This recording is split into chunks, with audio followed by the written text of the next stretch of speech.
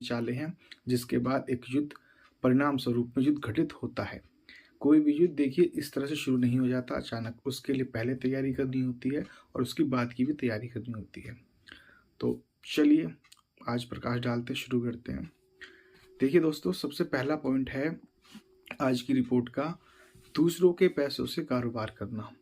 इसका मतलब ये होता है किसी एक देश को दूसरे देश में अगर बिजनेस करना है तो सबसे पहले वो उसकी सस्ती लेबर, उसके वहाँ की जो पॉलिसीज़ हैं उसका मिसयूज़ करते हैं, अपनी पॉलिसीज़ को एक्सटेंड करते हैं इस तरह से कि उस जो कंट्री है उसकी जो वैल्यू है वो कम हो। फॉर एग्जांपल सबसे पहले ब्याज, ब्याज का पैसा या वो बिजनेसेस जो लोन बेस पे होते हैं या जो बहुत बड़े सपने दिखाए जाते हैं वो तभी तक संभव हो सकते हैं जब तक कि एक जो इन्वेस्टमेंट की गई है उसकी रिटर्न हायर वैल्यू पे ना निकल जाए।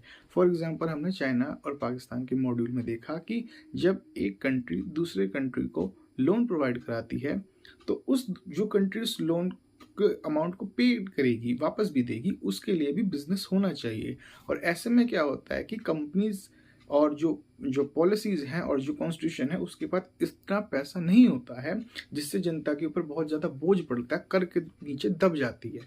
इस वजह से जो है वो देश कमज़ोर पड़ने लगता है और वो इतना कमज़ोर हो जाता है कि उस देश के पास हथियार के लिए या दूसरी जो भौतिक संसाधन है उसको पूरा करने के लिए फंडामेंटल राइट्स किसी भी देश के रोटी कपड़ा मकान जो उसकी जनता को चाहिए उसको पूरा करने में कमज़ोर हो जाता है, जैसे अभी कुछ कंट्रीज हो रखी हैं। एक पॉइंट। दूसरी बात है दूसरों में कमी या गिरावट करना, दूसरों को कमज़ोर करना।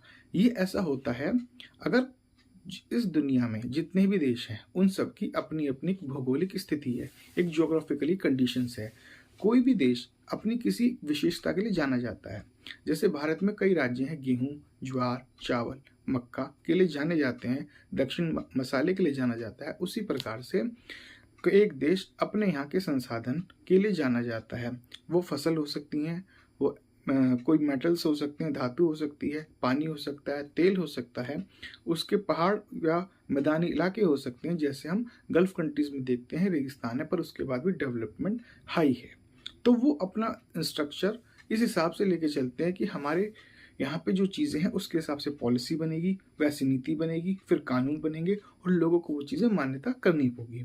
उसके हिसाब से देश दूसरे देश पर निर्भर होते हैं और आधारित होते हैं, आश्रित समझ सकते हैं आप। जैसे कि हम यहाँ से टमाटर, प्याज, आलू वगैरह जो हरी सब्जी हैं वो दूसरे देशों को देते हैं पर दूसरे देशों से हम दूसरी अन्य चीज़ें लेते हैं। तो जैसे